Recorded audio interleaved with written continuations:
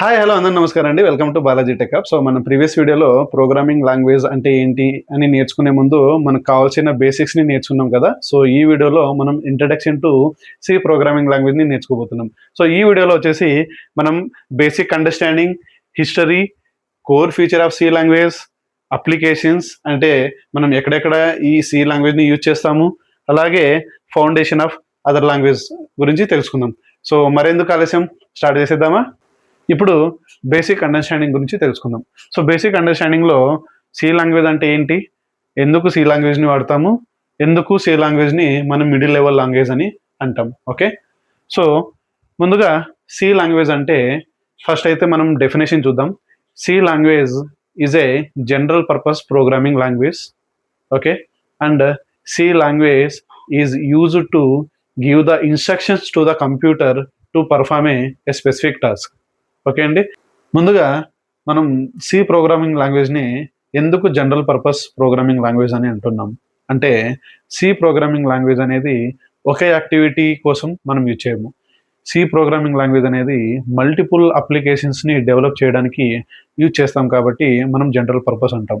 Example, software development కోసం కానీ, operating system development కోసం కానీ, ఎంబెడెడ్ సిస్టంలో యూజ్ చేయడానికి కానీ మనం సి ప్రోగ్రామింగ్ లాంగ్వేజ్ని యూజ్ చేస్తాం. అందుకే దీన్ని మనం జనరల్ పర్పస్ ప్రోగ్రామింగ్ లాంగ్వేజ్ అని అంటున్నాం. ఓకే, సెకండ్ వచ్చేసి సి ప్రోగ్రామింగ్ లాంగ్వేజ్ని మనం ఏమన్నాము, C programming language is used to give the instruction to the computer to perform a specific task అని అన్నాం. సో మనం నిన్న వీడియోలో డిస్కస్ చేసుకున్నట్లు మనకి మనం ఏమనుకున్నామంటే ప్రోగ్రామింగ్ లాంగ్వేజ్ అంటే ఏమిటి, giving instruction to the computer. కానీ ఎలా, కంప్యూటర్కి ఎలా మనం ఇన్స్ట్రక్షన్స్ ఇస్తున్నాం, by using C language. Simple అండి, ఇది ఒక డివైస్. Okay, human being. ఈ మీడియేటర్లో ఎవరు ఉంటారు, ఎందుకంటే ఇది వచ్చేసి 0 and 1లో అర్థం చేసుకుంటుంది, బట్ మనకి 0 and 1 అర్థం చేసుకోవడానికి చాలా డిఫికల్ట్ అవుతుంది. కాబట్టి మనకి ఏదో ఒకటి హై లెవెల్ లాంగ్వేజ్ కావాలి. కాబట్టి మనం ప్రస్తుతానికి మన డిస్కషన్లో మనం సి లాంగ్వేజ్ని చూసుకున్నాం. అఫ్ కోర్స్ ఇక్కడ ఏ లాంగ్వేజ్ అయినా యూజ్ చేయొచ్చు, C++, Python, Java etcetera. Okay, so మన ఈ వీడియో సిరీస్లో మనం సి ప్రోగ్రామింగ్ లాంగ్వేజ్ గురించి డిస్కస్ చేస్తున్నాం కాబట్టి సో మనం సి గురించి డిస్కస్ చేద్దాం. సో సి అనేది కైండ్ ఆఫ్ ఏ ట్రాన్స్లేటర్ కూడా అనొచ్చు. ఎందుకంటే translator between human and machine కదా. ఎందుకంటే సపోజ్ ఒక ఎగ్జాంపుల్ తీసుకుందామండి, నాకు తెలుగు వస్తుంది కానీ తమిళ్ రాదు, మీకు తమిళ్ వస్తుంది కానీ తెలుగు రాదు. కానీ మనం ఇద్దరు ఒకరికొకరు ఏం మాట్లాడుకుంటున్నాం అనేది అర్థం చేసుకోవాలంటే మనకు కొంచెం డిఫికల్ట్గా ఉంటుంది. సో అందుకే ఒక మూడో పర్సన్ని పిలిపిస్తాం, అంటే హీజ్ ఏ ట్రాన్స్లేటర్. తనకి తమిళ్ వస్తుంది, తెలుగు వస్తుంది. సో నేను తనకి చెప్తే తను మీకు చెప్తాడు, మీరు ఏమైనా తనకు చెప్తే తను నాకు చెప్తారు. సో ఇలా ట్రాన్స్లేషన్ చేస్తాం కదా. సో సేమ్ ఎగ్జాంపుల్ అండి. ఓకే, సో ఇక్కడ మనం సపోజ్ ప్రింట్ ఎఫ్ అని రాసినాం అనుకో.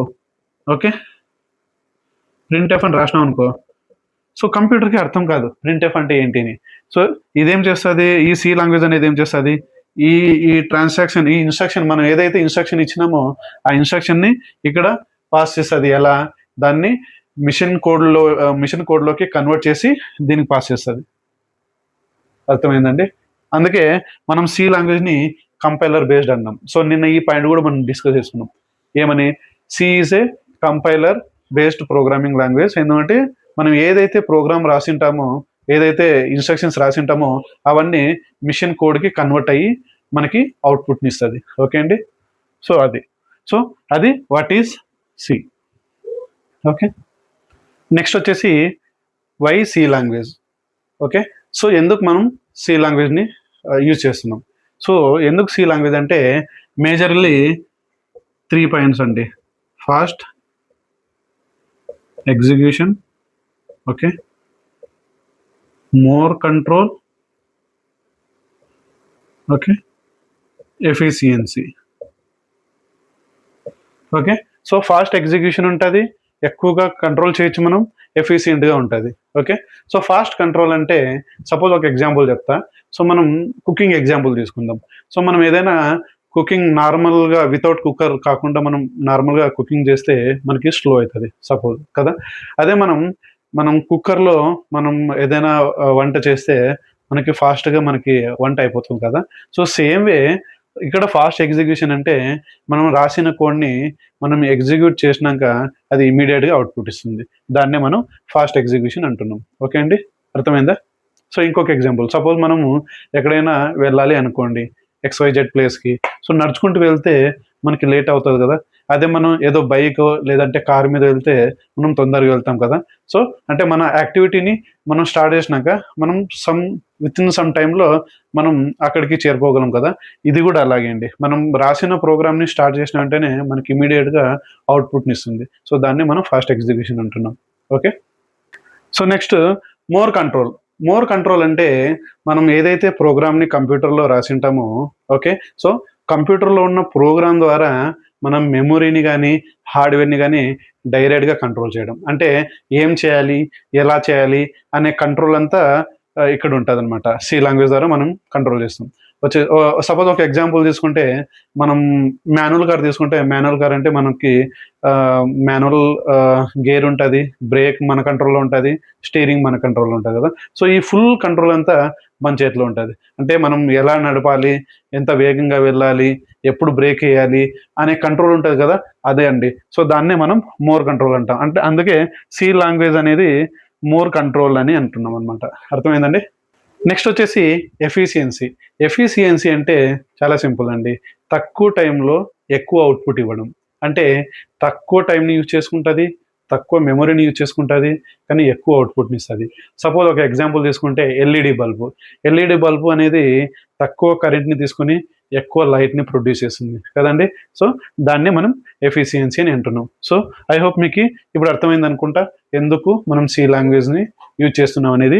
Fast execution, more control, efficiency కోసం మనం సి లాంగ్వేజ్ని యూజ్ చేస్తాం. ఓకే అండి. సో నెక్స్ట్ వచ్చేసి మనం ఎందుకు సి లాంగ్వేజ్ని మిడిల్ లెవెల్ లాంగ్వేజ్ అని అంటున్నాం. సో సింపుల్ అండి, ఇందాక మనం ఒక ఎగ్జాంపుల్ డిస్కస్ చేసాం కదా. అంటే C is a translator between human and machine అని. ఎందుకన్నామంటే మనకి లో లెవెల్ ఉంటుంది, హై లెవెల్ ఉంటుంది. ఓకే, ఈ మధ్యలో ఉండేదే మిడిల్ లెవెల్ అంటే సి లాంగ్వేజ్. ఎందుకు మనం మిడిల్ లెవెల్ అంటున్నాం అంటే ఈ సి లాంగ్వేజ్లో లో లెవెల్ ఫీచర్స్ ఉంటాయి, అలాగే హై లెవెల్ ఫీచర్స్ ఉంటాయి.